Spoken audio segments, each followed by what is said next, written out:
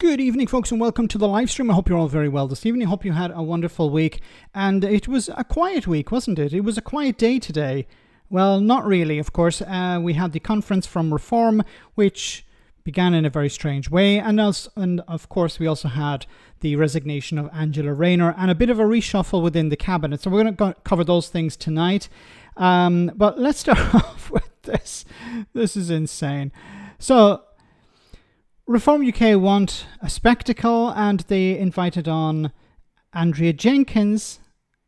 Yes, Andrea Jenkins to do a bit of a spectacle. Have a listen to this. I'm an insomniac. I'm an insomniac. Staring at the ceiling. Waiting up to switch off. Yes, I'm an insomniac.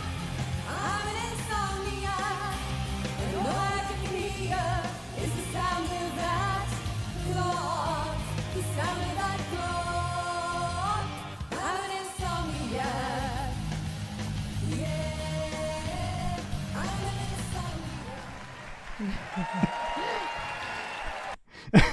insomniac. Artibus, no, I'm not going to do that. What the heck was that? Andrea Jenkins singing at the Reform UK conference. Like, I remember, what was it, Theresa May walking out like a robot, and we thought that it couldn't get any worse than that. Andrea Jenkins singing. Oh, my goodness, okay. But it got worse. I want to show you another clip from the convention, the Reform UK convention. This is a 12-year-old kid. This is not a guy in his 40s. He may look like a guy in his 40s, but he's actually a kid who went to the Reform UK conference, and he's just 12 years old. Have a listen to this. I'm homeschooled, actually, and the reason I left school is because the amount of rubbish that they push on to children. How old are you? Okay.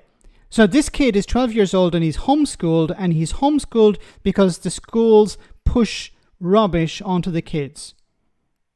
But he can't decide this because he's not old enough to decide. His parents have decided to pull him out of school because of wokeness or whatever. So his parents are some sort of crazy people who've decided, yeah, we're going to homeschool our kids. I'm not saying everyone who homeschools is crazy, but generally crazy people homeschool their kids. Okay, well, let's continue. I'm 12 years old. Tell me what you think about Nigel Farage. I think he's the only man that's going to save this country. I think he's the only man that speaks the truth. I think he's the only man that's going to... Well, I guess he's only 12 years old, so he hasn't been around very long to understand that Nigel Farage doesn't tell the truth. He wasn't around for Brexit, maybe. That was what... he was, 2 years old, maybe? No, 3 years old when his parents voted for Brexit. Rees-Moggs' son. No, I think this kid is a little bit too rough around the edges for Jacob Rees-Moggs' son. No offence or anything, but maximum cringe. Gavin lad, yes. It's going, and this is just the beginning. I'm not going to show anything more from the conference, but this is just the beginning. It's going to get worse and worse as we go forward. Her future in pole dancing is... her future in pole dancing is not assured. And that was about Andrea Jenkins. Yes. Of course, Nadine Dorries also defected to Reform UK recently. That's going to be interesting. You know, a Boris Johnson fan. Save this country. I think he's the only man that speaks the truth. I think he's the only man that's going to put the effort in to save this nation, because our nation is broken. The way government is going at the moment. Oh my goodness, he looks like a politician. He looks like he's been cloned from some politician. He's even waving the hand around. They're not giving a future for young people, and I think Reform are certainly the only people that want people to get out and work and have successful careers for themselves. I'm homeschooled. God. Isn't it cringy? You know, of course he's been prepared. I don't think he knows what he's talking about. I don't think he believes these things himself, but he's been prepared obviously by his... go to your room. He's been prepared by his parents, which is... I would actually call this a type of child abuse. You know, brainwashing a child to be a member of a political party on the right. Like, I think even, you know, convincing a child to be involved in politics at such a young age is not healthy. I think they must be a little bit older. This is horrible to watch. Actually, and the reason I left school is because the amount of rubbish that they push on to children, that we're teaching them about LGBTQ agendas when we're not actually teaching them about history. Obviously, you don't know they're being taught about history because you're not at school. If you're not at school, then obviously you just take in whatever your parents told you. Your parents said they're not teaching history at school. Oh, okay, mum and dad. Okay, what are they teaching at school? They're teaching LGBTQ plus F Y Z number 1 2 3 4. That's what they're teaching at school today, and we don't want you brainwashed with wokeness. We're going to brainwash you with Reform UK instead. Bloody hell. And maths and English. We do teach them about that, but we're certainly pushing on LGBTQ agendas and all that sort of. What do you mean agenda? What agenda? I can't believe I'm arguing with a 12-year-old over politics. Stuff. We're afraid to talk about Winston Churchill. We make him out to be a bad man. We must talk about Winston Churchill, not make him out to be a bad man. We're afraid to talk about Winston Churchill. We make him out to be a bad man. It's going to be another 6 years before you can vote in a general election. Thanks to whom? He's 12, but he'll be able to vote when he's 16, actually, because Labour are bringing in 16, 17 and 18-year-olds can start voting. So he'll be able to vote in 4 years' time. Thanks to Labour, not thanks to Reform. If Reform get in, they'll probably raise the age, from 18 to 45 or something. What horse accident impacted his parents? I think both of them were kicked in the head. Thanks, Brad. These are this is the, what do you call it? Not Hitler youth, but the Reform youth that's coming along. By that time, Nigel Farage could be the Prime Minister. Yeah, hopefully so. I really hope so. Yeah. Once again, this is a type of child abuse. A 12-year-old being brainwashed into the cult of Nigel Farage. He should be taken off his parents. I don't think that's I don't think it's right that this kid is being homeschooled. Anyway, let's move on. So of course there was a reshuffle today, and we had some interesting names. Max versus children. Look how far we've come. Yes. Not versus children. I'm not going against the children. I feel sorry for the kid. He's. It's not his fault that his parents are shit, okay? And his parents are shit because of what they're doing, brainwashing him into a cult. Anyway, let's move on. So the reshuffle has taken place, and we have some people staying as they are and other people being moved about. Now, this, of course, following Rachel Reeves' resignation. She resigned over the result of the findings of Parliamentary Ethics Committee, Ethics Commission, and they found that she had breached the ministerial code, so she had to go. And it was the right thing. I had actually said before that it would be probably right for her to go for political reasons. I didn't know the outcome of the Ethics Commission, sorry. But either way, I thought it would have been right for her to go, not because I think she did anything wrong, but because it would damage the party, and it would be a yoke. It would be an albatross around around Prime Minister Keir Starmer's neck for the foreseeable future. And then he would eventually sack her, or she would eventually resign. So the pressure from the media and the right wing would have been just too much. This isn't, the hypocrisy, of course, is when when Boris Johnson was getting money for his flat, or the Tories were handing out PPE contracts like confetti. It was there was no problem there. Corruption, the Conservative Party up to their necks in corruption, that's okay.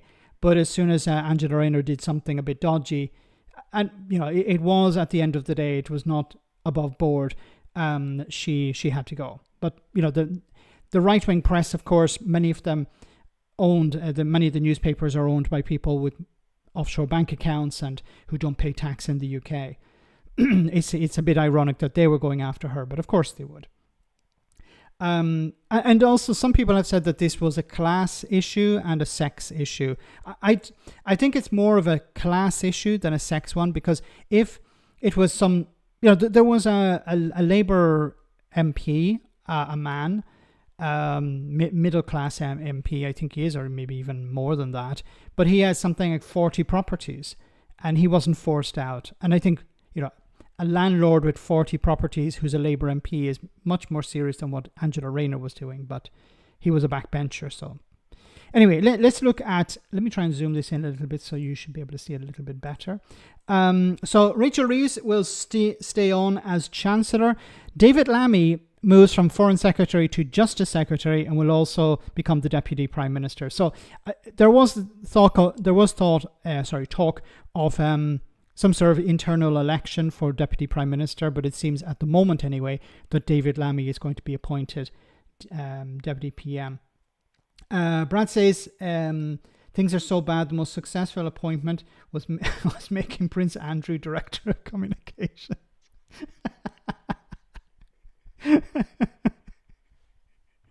Or sport, he doesn't sweat, so he's good for Minister of Sport. Yeah, thanks for that, Brad. He'd be good at communications, all right. So this is a bit problematic for David Lammy, because David Lammy had, as Foreign Secretary, had built up a bit of a profile. He had, groveled a significant amount to Donald Trump and J.D. Vance. You remember recently he was fishing with J.D. Vance. So this was a bit strange. Look, I think when it comes to reshuffles, the public don't care. It's not going to change anyone's mind politically. So I think it's more an internal thing about, okay, you've been a good MP or you've been a good minister, we'll promote you or we'll put you into a position of power. I think this is how it really works. It's about rewarding people within the party. It's not actually about putting people in positions of power who are used to that type of brief. And something I'm going to say about Nigel Farage here, which may come back to bite me on the backside, but there is merit in the idea of putting people who are not politicians into these roles, because they would stay there permanently and they wouldn't have to worry about look, and it doesn't have to be a business person when it comes to the business. It could be somebody who has run a charity. Can you imagine somebody who's run a charity, putting them in charge of the DWP? They would focus on the priorities of the most vulnerable. A director of a charity, or somebody who's worked as a scientist running the technology department. I think this would be valuable. Of course, Farage would do the opposite. Farage would put his cronies into positions of power. But a Labour five-knuckle shuffle. So Larry the Cat, thanks for that. A good reminder, yes. But it is a case of you're putting people into positions of power who don't know really what they're doing. And when it came to David Lammy, he built up a bit of a relationship with the United States, smoothed off some of the edges when it came to the difficult relationship with Donald Trump. And now he's moved off and somebody else is going to be there instead. So he's the new Foreign Secretary. Sorry, he's the new Justice Secretary. Shabiana Mahmood moves from Justice Secretary to the Home Office. So a lot of racists have come out and attacked her because she's Muslim and say, oh, how dare you put a Muslim in charge of the Home Office? Yeah, so I think she's going to get a lot of flack going forward, more than Yvette Cooper, unfortunately.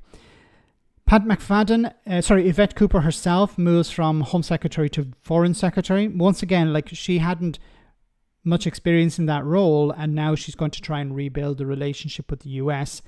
I don't think it's a good idea.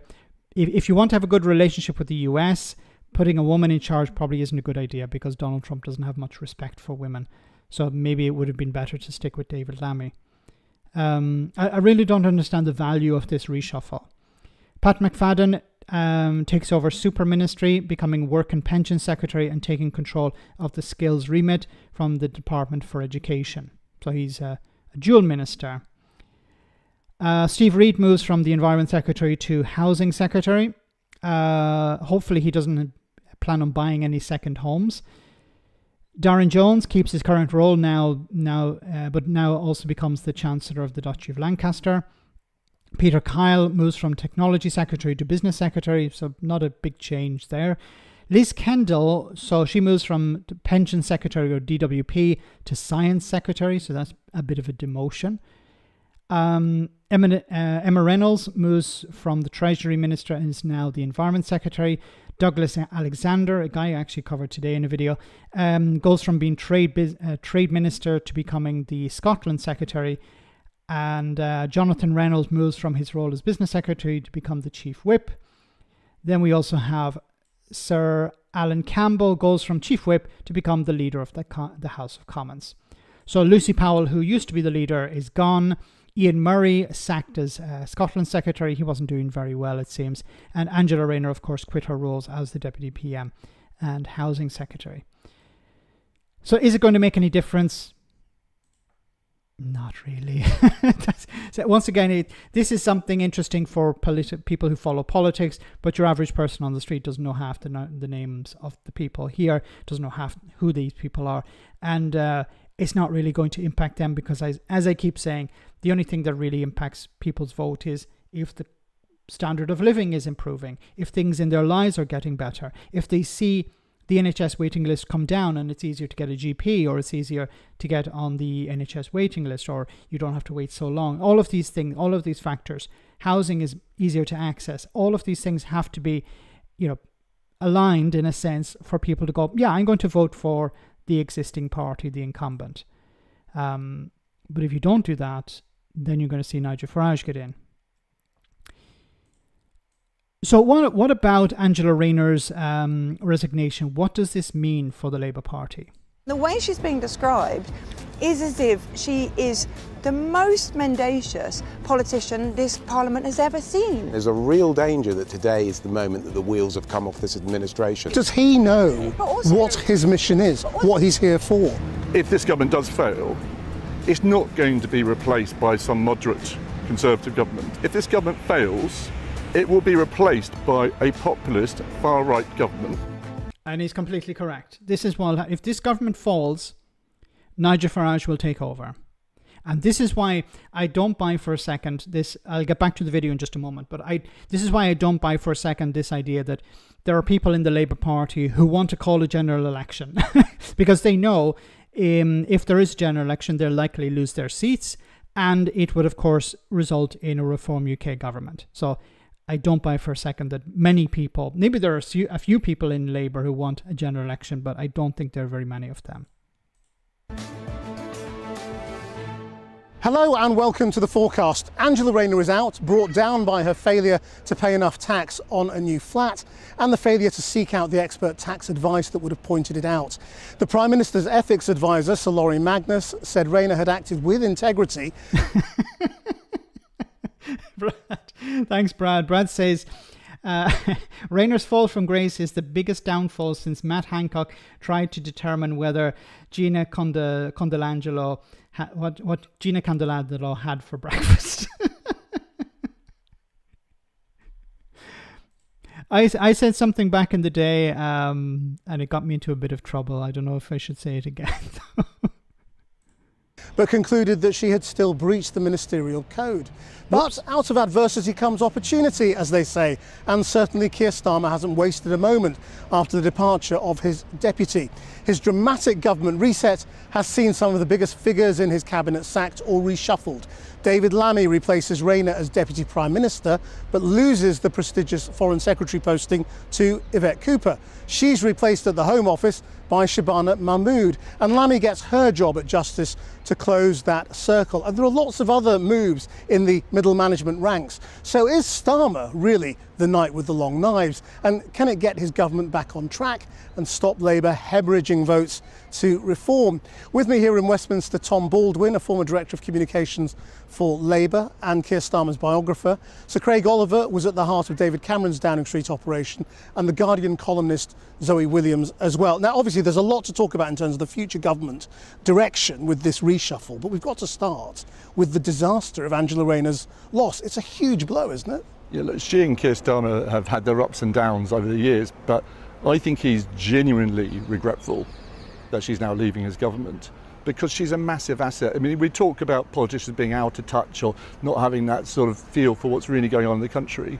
Very few people in politics have ever brought her life experience to the seat of power like she has. I mean, she left. And she can't be really replaced, can she? There is no one of her caliber.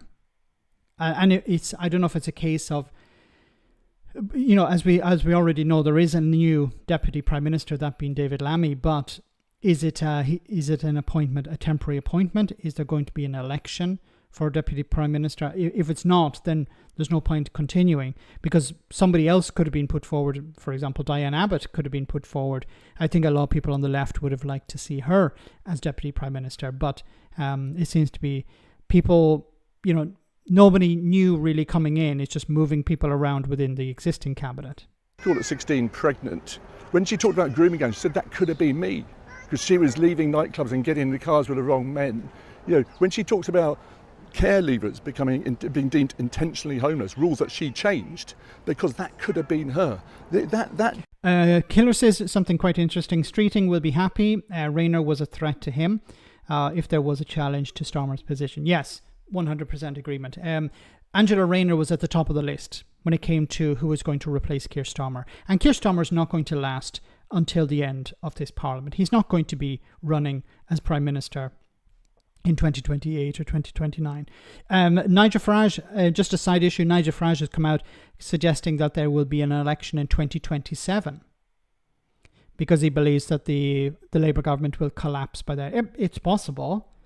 I don't see it happening yet, but it is possible. And of course, Farage has this habit of self-fulfilling prophecies, suggesting, the Labour government is going to collapse, and then work towards that, do whatever he can to collapse it, and then if it does collapse, say, see, I told you it would collapse. So that's going to be an interesting day, 2027. But back to what Keller said about Wes Streeting. Wes Streeting, of course, was number 2 after Angela Rayner, so now he's at the top of the list, and he would certainly like to replace Keir Starmer, and he would do a better job than Keir Starmer. Not that I like Wes Streeting. I think he's a very slimy, he's a sort of Michael Gove type figure. Nobody should trust Wes Streeting. He's taken a lot of money from private healthcare. He's spoken about trade unions in a very negative way. He's happy to pick fights with unions as well. So he's not somebody who would be a good prime minister. He may be a practical prime minister. He may be able to get things done, but I don't see him as a good prime minister, not a charismatic one. C-Max, what did I tell you? If you remember last year, I said I'd give Angela Rayner 18 months or less, a massive loss. Well said, Mashoud. I do remember, you were saying that the knives were out for her, so I didn't expect it to happen so soon. Imagine Nigel Farage as Prime Minister running the country from America. Well said, Michael, yes. Yes, he'd phone it in from Washington. No, from Mar-a-Lago. He'd be sitting on a deck chair by the beach. No, not by the beach, by the pool in Mar-a-Lago, saying, yeah, fire this one, hire this one, get me more contracts. I'll do PMQs from the pool.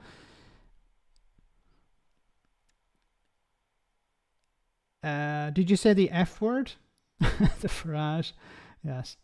Streeting is Blue Labour's pick, apparently. I think Blue Labour's ability to move things may get a little bit easier now that Angela Rayner is gone. But I think a lot of people are very angry that she went. So it's going to be interesting to see how the left of the party reacts to this. Are they going to demand that the party move further to the left, or is it because Angela Rayner is gone that the Blue Labour will say, well, see, now we're more in control? It's going to be interesting. Direct life experience is really unusual in politics. It's what the Labour Party should be about, and her departure from government now is really, really sad. But the truth is that the public didn't rally to her defence. It played into they're all the same, they're all out for themselves. Okay, a few narrative, things. and she had to go. The thing is about Angela Rayner is it's precisely because she's a working class figure in politics who doesn't actually toe the toe the part. She doesn't particularly toe the party line, but she also doesn't accept a lot of the precepts of the mainstream. And they were out to get her and have been out to get her for a really, really, really long was time. out to get her? The media has been absolutely savage to Angela Rayner way before this happened. And I think it's a class thing. You know, I had hoped that. I don't think it's so much a sexist thing, and I could be wrong, but I think it's more of a class thing. The people who run the country, you know, and I'm talking about the media class, I'm talking about the Conservative Party, I'm talking about the senior levels within the Labour Party. These are upper class people, and they look down their nose at working class people. And the idea that Angela Rayner is doing well, or potentially a future prime minister, that it was disgusting for them. It's a closed society. It's like, you know, a closed club. It's a big club, we're not in it. It's actually a very small club and we're not in it. And Angela Rayner would have not been welcome in that club either. You know, there was a similar approach to John Major, because John Major came from a working class background or a middle class background. And there was a lot of snobbery within the Conservative Party directed at him. And he was within the party. Now, he eventually was able to overcome that. But Angela Rayner, of course, there's a lot more snobbery towards her. It's more working class than middle class, of course. And she's a woman. So the glass ceiling is still, like, you can become a Tory prime minister, but you have to be, you either have to come from the right class or you have to be within the right circles. And Angela Rayner is nowhere near those circles. The left of the party were removed, was said urban legends, yes. They were pretty much kicked out at the last, when Keir Starmer took over. You know, 2 years ago she couldn't go to the opera because that wasn't authentic. But she did screw up. There's no point defending her. The thing is, as somebody who... I actually disagree with you. I think there is a point. £40,000 of tax. Yes, and I'm not defending that bit, but the way it's been covered, you know, the Telegraph. Sorry, I call it the Tory graph. Don't worry, I do too. Telegraph was saying that she was actually somehow making use of her son's disabilities for financial gain for herself, which is a despicable slur and not remotely true. I just want to read a comment from Not Olivia, who said, I think it's part of the plan and we will see a shift to the right. It's possible Keir both laments Rayner's departure, but also is also pulled into the other direction by Blue Labour, as he has been so far. I think there is possibility of that he probably liked Angela Rayner and he supported the idea of her maybe taking over from him. But it's very hard to know what Keir Starmer believes because he never really talks. He's like a wall. He's like a mannequin. We don't know what his true feelings are on anything unless it's like Arsenal Football Club.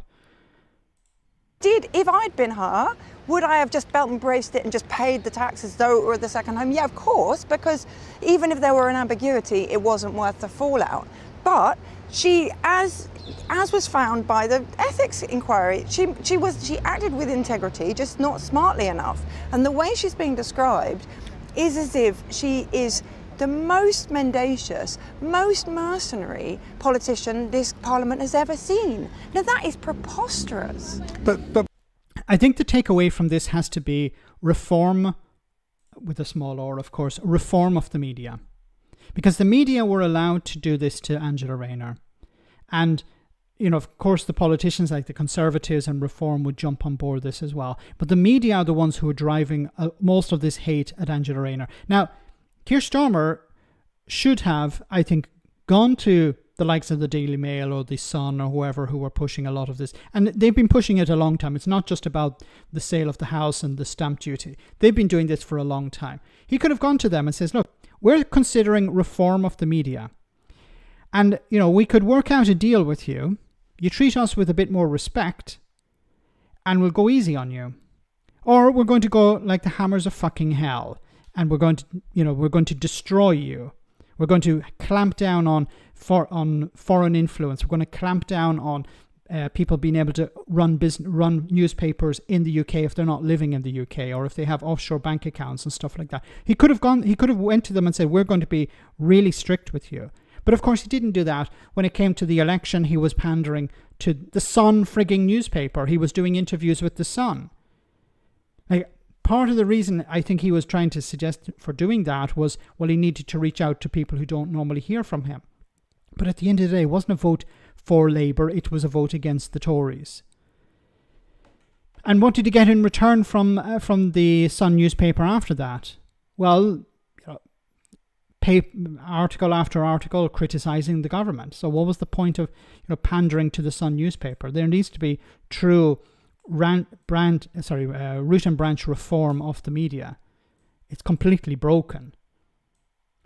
How is it possible that a guy who owns a newspaper, doesn't live in Britain, doesn't pay tax in Britain, has all his assets in offshore bank accounts pretty much, and is able to convince people in Britain that their biggest enemy is, after asylum seekers who have nothing, Labour MPs who haven't paid their stamp duty? Max, to be honest, this just makes Scotland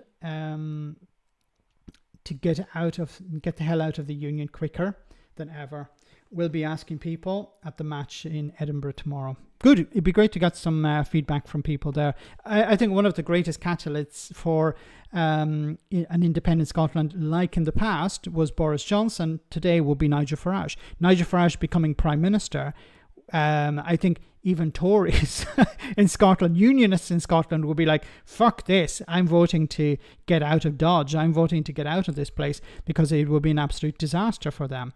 Nigel Farage isn't even, I do call some people in Reform English nationalists, but Nigel Farage isn't even that. He just doesn't give a shit about the union. He's not going to give a crap about Northern Ireland. He's not going to give a crap about Scotland unless he's able to extract something from Scotland. He's not going to care about the welfare of the Scottish people, even if they're supporters of reform. Look at what he's doing with Clacton. He can't be bothered to hold surgeries in Clacton. How would anyone who's voting for reform in Scotland think that reform give a crap about them? And this isn't just me shitting on Reform UK, which, I often do. But just think about it. If Nigel Farage can't be bothered to stand up for his constituents in Clacton, what makes anyone in Scotland considering voting for reform think that reform will actually care about us? They won't. The leader doesn't give a shit about you. He doesn't give a shit about his own constituents. Why should he give a shit about Scotland or Wales? And there are people in Reform who'd like to see devolution ended. That should be a wake-up call for anyone considering voting for reform in Scotland. Devolution could end. Control would be returned to Westminster. And who controls Westminster? Nigel frigging Farage. The Ministry of Truth. My local MP is Deputy Prime Minister now. Congratulations. Nigel Farage is a me-fainer. Well said, Shanty Rat. Myself alone. What do you think of the EU Monsieur? I can't pronounce it for some Mercosur agreement. Yeah, I think it's actually quite good. It benefits both the EU and countries like Argentina, Brazil, and those others that are in that agreement. There may be some conflict with the United States over this, because if the countries in Mercosur, if they align with EU standards, this could create conflicts with the United States when it comes to trade. But I think there's more trade with the EU than there is with the United States when it's all combined. Individual countries might do more trade with the United States, but as a combined bloc, they do more trade with the European Union. And the EU have said, look, we'll do trade with you, but you need to respect our standards, and products are origins are being protected as well, in the same way as they were when it came to the New Zealand trade deal. Farage feasting whatever he can see. Whatever he can, yes. He's now selling Bitcoin. And he's selling gold. There were posters of him selling gold, or you can buy bullion through Nigel Farage or Nigel Farage's type bullion at the Reform Conference. It's just like Donald Trump and MAGA. It's a massive grift. We have a way to make money. So guys, we're about halfway through the stream, so I'm just going to take a short comedy moment. Hope you enjoyed this, and we'll be back in just a jiffy with more serious stuff. 1 second. So, Minister, what do you make of all of the flags that have what's been going on springing with up my across the country? screen? Patriotism, vandalism, or something else? Listen, there's nothing wrong with people loving their country. I love their country, my country. And if people love my country, their country, and want to put up flags, then who am I to say they're wrong? So you like flags? I love flags. Chuck them everywhere, I say. Hung on lampposts? Sure. Spray painted on mini roundabouts? Why not? Daubed on a Chinese takeaway while screaming foreigners go home? It's not the exact wording I would use, but I can understand their strength of feeling. Would you at least acknowledge that some of the people behind these campaigns are very right-wing and a few of them have criminal convictions? I can't comment on their other activities, but if they like flags, they're fine by me. Do you have flags at home? Of course I do. I've got flags everywhere. In fact, look, here's a flag. Right. Here's another flag. Okay. And another one. Minister? Look, I've got a whole box of flags. Look at them. It's all about having pride in your... Not that kind of pride. Don't need that anymore. Minister? Look, I love my country. How much do I love it? Maybe I love it enough to write a poem. Maybe I could get out my pencil case. And my pencil. There it is. Maybe needs a bit sharpening. Minister? Maybe sharpen with that. Maybe draw a line. And if I make a mistake, then I can always rub it out, can't I? Minister, did you just buy all of that from a souvenir shop? How dare you? I've always had patriotic stationery. Really? I love flags. I've got a flag in my bedroom. I've got a flag in my garden. I've got bunting on my shed. I'm even wearing Union Jack underpants. Do you want to see? No. Look, Minister, why are you so obsessed with flags all of a sudden? I've never heard you talk about flags before. Nonsense. I've always loved flags. I've loved flags my whole life. I remember as a child, we used to gather around the flags and eat our flags and rub flags all over our bodies. But aren't some people trying to use flags to divide us? No, flags aren't about division. They're about coming together. Everybody coming together on a flag. On a flag. Don't kink shame me. Critics would say the flags are being used to intimidate. Really, what's intimidating about a bit of cloth or a splash of paint? What if that cloth said Palestine action? That's not cloth, that's terrorism. Thank you, Minister. Next up, as Kim Jong-un arrives in Beijing with his daughter and presumed successor, we ask, what's more unlikely over the next few years? A woman taking leadership of a totalitarian secretive state, or a female leader of the Labour Party? Well said, well said. So, moving on. We have a super chat from Christy. Thank you so much, Christy Hamilton, who says, so when Farage gets in, will he solve the problem of the dwindling population? Because most of England will move here. I presume that's Scotland.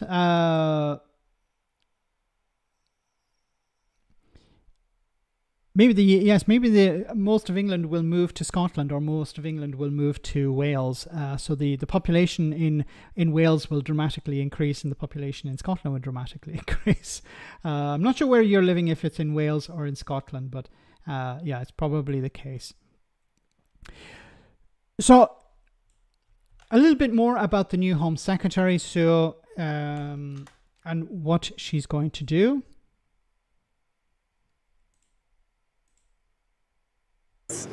Tackling immigration, working, of course, for the Home Office as Home Secretary. Shabana Mahmood, can you solve the small boats crisis? Are you pleased to be Home Secretary? Are you pleased at the promotion? Do journalists actually believe that they'll respond that way? The door closes and she goes inside. That is a massive job for Shabana Mahmood. I think it is fair to say that she is viewed in Number 10 as someone who has really made some difficult, tough decisions in her previous role in the Ministry of Justice, letting out prisoners early. No one wants to do that when they're in government, right? But she went out there, she forcefully made the argument, and now she's been rewarded with another very difficult job. It sounds like a sort of punishment, no, as Home Secretary, because obviously the approach the Labour Party has taken to small boats is smash the gangs and try and do deals with other countries instead of actually creating safe routes. Now, I don't know whether Mahmood will actually create safe routes. We'll consider the idea. It's interesting to know how much leeway the Home Secretary has, because could the party be against safe routes and the Home Secretary is pro safe routes, then what happens? Are there going to be safe routes? Is it the party that decides? Is it central government that decides, as opposed to the Prime Minister that decides, and the cabinet and the rest of the cabinet? Or is it a case of the Home Secretary says, actually, let's set up safe routes? Because this would, of course, stop the boats. So it's going to be interesting to hear her responses to this. If it's more of the same, then I think the problem for the Labour Party is going to get worse. Because if they keep saying we're going to stop the boats by smashing the gangs, and they don't smash the gangs because it's practically impossible to smash the gangs, then the boat crossings are going to continue. If they're making it difficult for people to access visas or to bring their family over once they have a visa, or to bring families over full stop, then it's going to force more and more people through the unsafe route of crossing the boat in a small boat, crossing the channel, in a small boat. So it's going to create more of a problem, more of a focus will be on the small boats. And if the response from Labour again is, well, we're going to smash them, or we're going to crack down on them, or we're going to punish the people smugglers, it's not going to work. Peter says, dwindling population, Boris is on the job. Boris has been on the job for too much. That's the problem. So yes, let's. Boris needs to tie a knot on it. literally tie a knot on it. So what has been the reaction from the Conservatives, if anyone really cares? Let's give them a moment in the sun. The Conservatives are happy that Angela Rayner is gone, and Kemi Badenoch was asked about this. That is the right decision. It should have happened a long time ago. It shouldn't have taken the Conservative Party continually raising this issue, as we did throughout the summer, pointing out all sorts of issues with the story she'd been telling, where she was... Has Kemi Badenoch ever apologised for trying to hack into a Labour MP's website? Or actually, not trying, hacking in and changing information on it. Living, why she was on the electoral roll at a property she said wasn't her main residence. We have been on this issue from day one because we think it is really important that lawmakers shouldn't be lawbreakers. But you supported Boris frigging Johnson. When Boris Johnson was breaking the law, breaking the rules, you supported him at every turn until the very last, until he was gone, and then you were like, yeah, it was right for him to go. No, you were supporting Boris Johnson at every frigging turn. You were supporting other Tory MPs who broke the rules. You don't get to turn around and say, well, we wanted her to go because we support following the rules. But also the housing secretary should be able to have her housing issues in order. If they're going to be putting property taxes on the rest of us, then they need to come clean about their own affairs. Okay, so look. So is the Labour Party able to move on from this? I don't know. The reshuffle is not really going to change people's minds. Did people, the average person on the street, care about what Angela Rayner was doing? I don't think so. Once again, it keeps coming back to, are people's lives getting better? These scandals, they're embarrassing for the government and they can create problems. But at the end of the day, if the situation for ordinary people is getting better, then people will vote for the incumbent party. That's it. And if they're not, then they'll vote for someone else. And they'll either vote for Jeremy Corbyn's party, the Greens, or on the other side, you have the Reform UK party.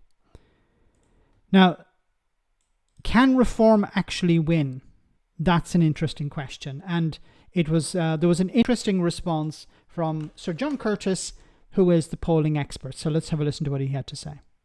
That fragmentation of our politics means that a relatively low share of the vote, which was often what Reform were getting last May, is enough for you to be able to come first and potentially to win in overall majority. The Reform UK conference kicks off in Birmingham this weekend, with the party consistently ahead in the polls since the local elections in May. It's the longest time a party other than Labour or the Tories has led in the polls. YouGov polling for Times Radio suggests 44% of voters believe Reform UK is the party currently doing the most to set the political agenda. The question really is Reform's grip on the political conversation representative of the country as a whole? Well, there's no one better to discuss this with than the political scientist and polling expert Sir John Curtis, and I'm... Sorry, Calvin Ladd has a comment. Does Kemi Badenoch consider herself to be working class and gaff-free? Yes. Well, she's working class when it's necessary, and she's middle class when it's necessary. Even though she's married to a multimillionaire, and she was so rich when she was married to him that she didn't even apply for maternity leave because she couldn't really be bothered. Delighted to say he joins me now. Welcome to the show, Sir John. Good morning, Ed. I guess what lies behind this discussion is the fact that members... Can I just say something about Sir John Curtis? Something I respect about him is that he appears to be impartial. Now, some people may not consider him impartial, but I consider him impartial. He doesn't really pick sides, and it's not in his interest to pick sides because then it would skew his ability to predict the future. It's not so much about predicting the future, but looking at the polls and extrapolating information from those polls. So I think he's somebody quite reliable. He mentioned in the past how the Conservatives lost 6 points because of Partygate, and they lost 6 points because of Liz Truss's mini budget.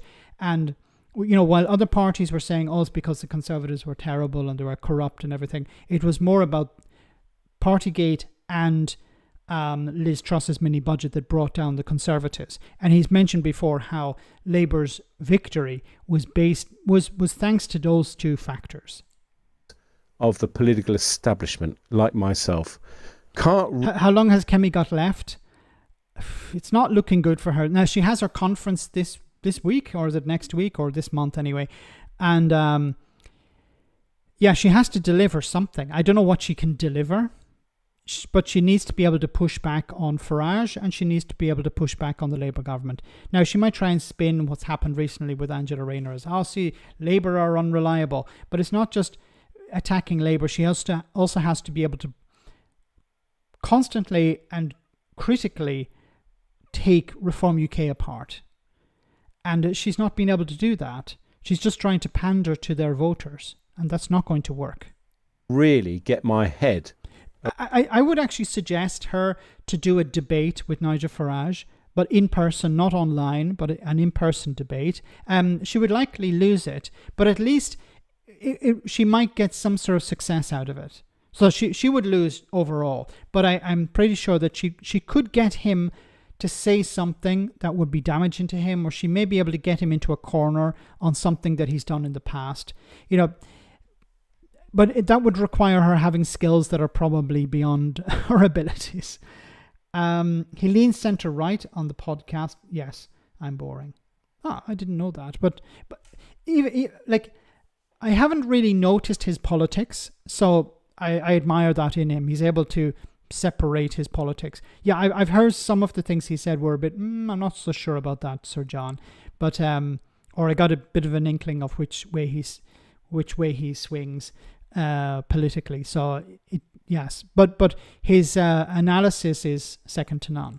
Around the polls translating into an actual Reform victory at the election booth. Do they translate as potentially a victory at the election booth? Well, the first thing I'll point out to you, Ed, is that in the local elections at the beginning of May, a Reform did indeed come first, albeit in a part of England that was relatively fertile territory for them, but still that meant they were displacing particularly a lot of Conservative and Labour councillors as a result of the fact they came first in those elections. So the truth is they've already demonstrated within that limited set of elections an ability to come first. And given our use of the first past the post electoral system, sure, that was disadvantageous for Reform when they were running third with 15% of the vote because their votes geographically evenly spread.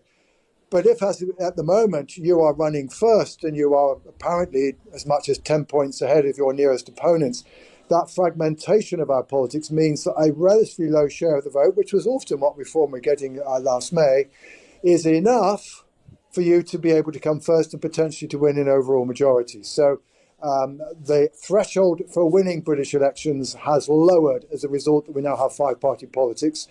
And Reform at the moment are in the lead, and there's no reason why the electoral system shouldn't help them to turn that into a majority in seats. We'll get back to him in a moment, but this is not looking good. They are they're very far ahead of the other parties, 10 points in some case, ahead of the Conservatives or ahead of Labour. And, it's not just a case of, well, people are not going to vote for reform because they're a joke. As I keep saying, they're going to vote for reform because they're not happy with the Conservatives and they're not happy with Labour. So John Curtis also mentioned in this clip about how a lot of this comes from the Brexit vote. So the people who voted for Brexit, we're not talking about Brexit here, but we're talking about the people who voted for Brexit. It's easy to use them as a sort of barometer for other issues. So the people who voted for Brexit and are still supportive of Brexit, these people, you can sort of determine which way they're going to vote when it comes to net zero, or how they're going to vote on immigration, or how they're going to vote on taxes. So you can identify, using this block, you're able to identify, okay, which way are they going to vote? And they're voting against the Conservatives and they're voting against Labour. They're voting for reform. They're willing to, and it's practically impossible to turn these people around. So the only way you could sort of eat into that lead that reform have is by improving the situation, as I keep saying. So long as they've got a reasonable lead over their nearest opponents. And I guess the next sort of lifebelt that members of the political establishment like me cling on to is how long can this go on for? They've led the polls now for a while, but people like you are able to look behind the numbers and say, how soft is this vote? This is cheesed off voters who might come back to their respective parties, presumably both Labour and Tory, as things settle down. How soft is this poll lead? Well, you're partly right that being cheesed off, as you put up, is an important attribute of Reform voters. Now, it's not confined to Reform voters, and this is why Reform's critiques of mainstream politics have potential resonance. People who support Reform think that Reform are more likely to deal with immigration, but also more likely to deal with the economy, more likely to deal with the health service. These are the big three issues that the public wish to have sorted out. They are pessimistic in general about all of them, but those who've decided to switch to Reform are, in addition, they've basically lost confidence in the ability of either Labour or Conservative to deal with these issues. Now, of course, that said, if indeed things do get better, the economy turns around and our living standards start to improve, NH waiting lists come down, and immigration seems to be under control, then certainly for Labour at least, there seems to be a reasonable prospect of regaining some of the ground. But ultimately we have to bear in mind that Reform's vote isn't just the unhappy. It's also very, very much Leave voting Britain. Yes, this is the fundamental thing to take away from this. There are two groups. There are people who are angry, and there are people who are permanently angry, like temporary angry, and the people who are permanently angry. And the temporary angry people are the ones who are upset. They're the ones who flipped from the Conservatives to Labour at the last election and are willing to vote for Reform because they're not happy with Labour at the moment. So those people can be won back if you improve the situation for them. But there is a block of people, as Sir John Curtis has mentioned on a number of occasions, this is sort of a Brexit supporting block, that they don't care about the economy. The economy could be booming. Their situation could be thriving, but they're still going to vote for Reform because they're angry about immigration. They're angry about wokeness. They're angry about poor people getting stuff. So these people are beyond the pale. They are sort of locked in with Reform. So there's nothing the Labour government can do about those people. They have to abandon the idea of trying to win them over. And it seems what Labour's approach at the moment is to try and win these people over. That's why they're not criticising Brexit. That's why they're not calling it... The Labour Party could come out and say, half the shit that you're having to deal with is because of fucking Brexit. But they won't do that. Because they have this idea, we need to win these people who voted for Brexit back over to us. You're not going to win them over because they don't care about the economy. They don't care about... They're not voting on Brexit now, but they're not going to vote for you because they're socially conservative. They don't care about the economy. They're people who are pensioners who don't have to work. They own their own homes. We saw them, the one who was interviewed, who had the fucking life-size poster of Nigel Farage, She's not going to vote for a part. It doesn't matter what Labour say. She's not going to vote for them because she's okay. She's middle class. She owns her own home probably. She's a pensioner. She doesn't care about the economy. She doesn't care about the NHS waiting list. She doesn't care about the economic situation for young people because she's not young. And she has thrown her lot in with reform. So those people are beyond help in a sense as well. Will Westminster have a new coalition or a weirdo style government? And is there any difference? Mr. E, thanks so much for that. I think we'll probably see a coalition government. It's going to be very difficult for a single party unless it's reform. But I think if it's still a long way away. So I'm skeptical. I'm not saying it's not possible, but I'm skeptical of the idea that reform will win a massive majority. I'm not saying that they can't. Look at what Labour achieved. But it's a long way away yet for the election. And, Nigel Farage's party hasn't really been tested in the sense they haven't been challenged by the media. And if the media changed their approach to Farage, we could start to see it implode. And the more people that are brought on board to reform, because it has to grow, the more problems, more headaches for Farage, because you're going to invite in very strange people.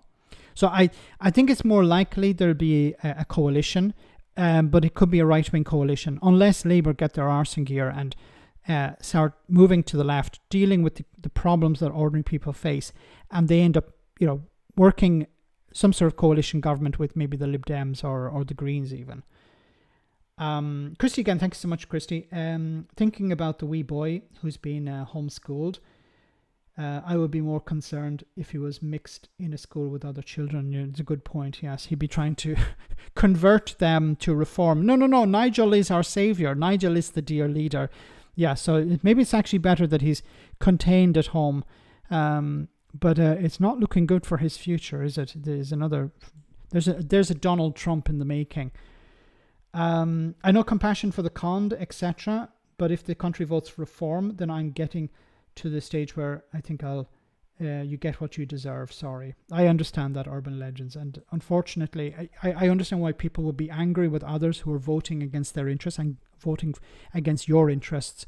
But at the end of the day, it will be always the most vulnerable who will suffer. Nigel Farage is talking about making it more difficult for the disabled in society. He wants to cut support for people on benefits. Of course, because his party is that of the rich. I keep saying it. It's not a working class party. It's a party of the rich for the rich. So guys, we're almost at the end of the stream, so I have to end a little bit early tonight. But I want to show you this cool clip from Broken News. So I hope you enjoy this.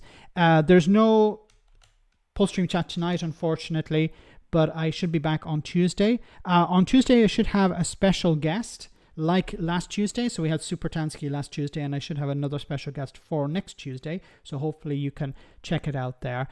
Before we go, also I want to say thanks to the moderators for doing a wonderful job, and thanks to everyone who sent a super chat. Hope you enjoyed this before we go.